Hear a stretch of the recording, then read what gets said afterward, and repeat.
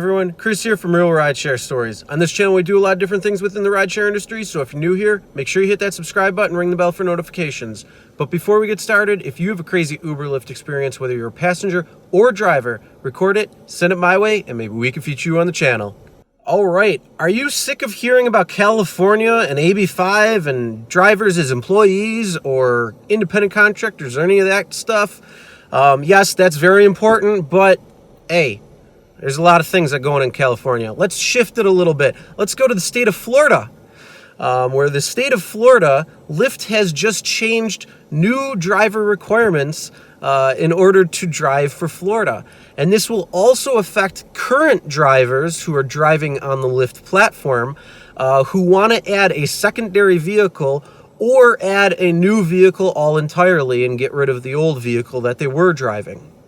So it's not going to affect anybody who's not changing their vehicles, anybody who's currently driving and not changing their vehicles. This will not affect you. But this does have a major play and a major change according to Lyft's policies on what they allow for vehicles.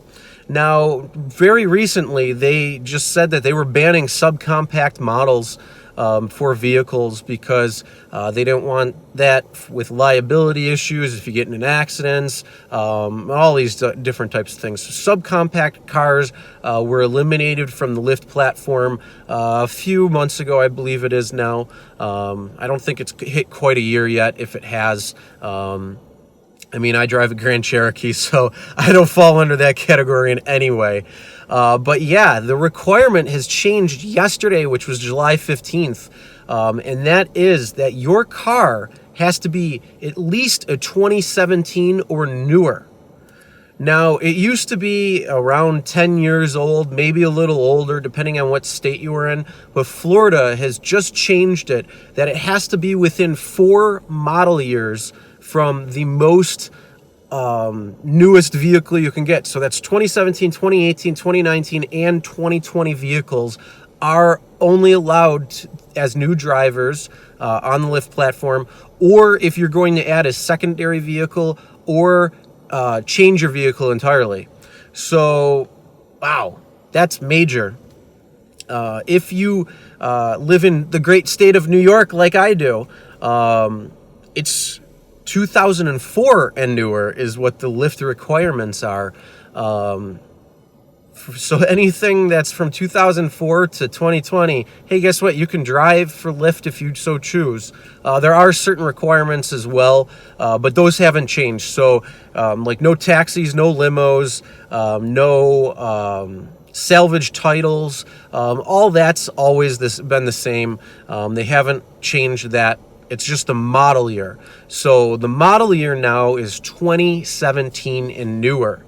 If you watch my channel, I've alluded this before. If you watch other YouTubers out there, I know Dustin said this, I know Dylan said this, I know a few other people have said this, but do not drive brand new cars when it comes to Uber or Lyft, because the amount of miles you're putting on your car, the amount of driving that you're going to be doing, the depreciation that you're going to be doing. So it's not ideal to buy a brand new car, especially that the fact that you're probably going to be taking out a car loan, and you know, average car in the US right now, I believe, is right around the 30K mark. For new vehicles being sold. And yes, that's including all vehicles being sold. I think it's right around that 30K mark. So that's a huge monthly check that you're going to have to write for a car, plus interest. And guess what? When you drive for Uber and Lyft, depending on how often you drive, if you drive, you know, part-time, like maybe a weekend or maybe like 20 hours worth of driving, you know, you're still going to put a lot of miles on your car. But if you're driving full-time, you're driving the 40, 50, 60 hours a week like some drivers out there are, you're putting a lot of miles on your car week in and week out. So your depreciation is going to go from what the car was valued at all the way down. So don't buy a new car. Try to buy an old used car that's going to get a good amount of life left in it. And if you take care of your car, if you take care of it, it will last a long time. In the event of Florida, if you drive in Florida or looking to drive in Florida and want to change your vehicles or just apply 2017 or newer. Yeah, that's crazy.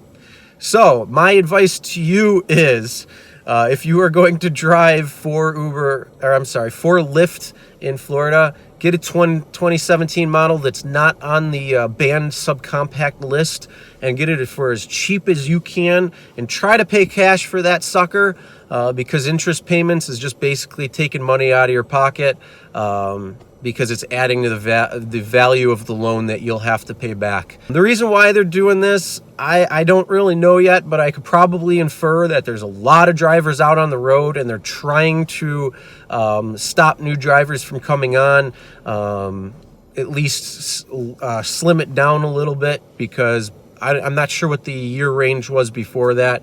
I'm going to say 10 years because normally that's what it is. It's usually 10 years or newer is allowed to drive. But yes, Florida, 4 years now that you can. So I think it's partly to do with the fact that there's so many drivers out on the road.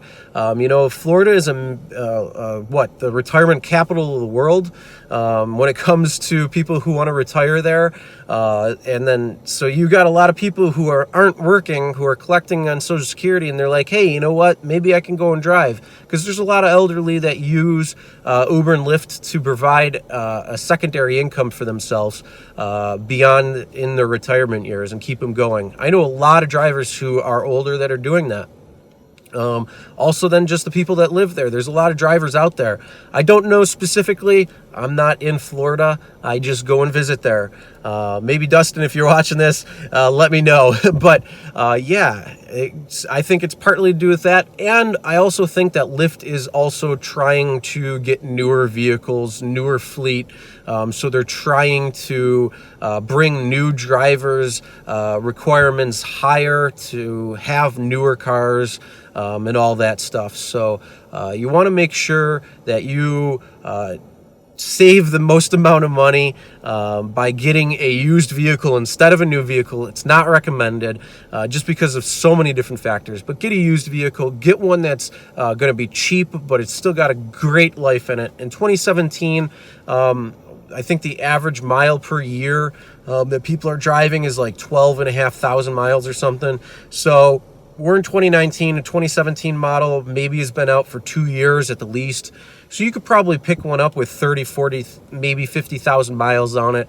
And that's nothing compared to these new cars. As long as you maintain them, you're good to go. But other than that, yeah, I'm not quite sure if this is going to be going all over in different markets and different states. It could be changing in a state near you. So this is something you want to watch out for. But again, this is only a requirement that is changed for new drivers. So any new driver that wants to come into the platform in Florida has to be 2017 or newer. And this also will affect any driver who is currently driving for Lyft that wants to add a secondary vehicle or change the vehicle that they're driving.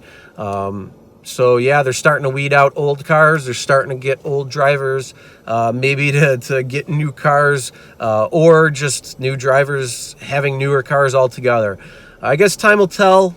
I don't know, but we will see. Yes, though that is a crazy thing. All right, now if you drive anywhere, what are the requirements in your state? Or have you seen any changes where it might be upped to a newer year model? What are your thoughts and comments? Make sure you comment below and let me know. But with that being said, that's the end of today's video. Make sure you hit that subscribe button, ring the bell for notifications so you'll be notified every time a new video is uploaded.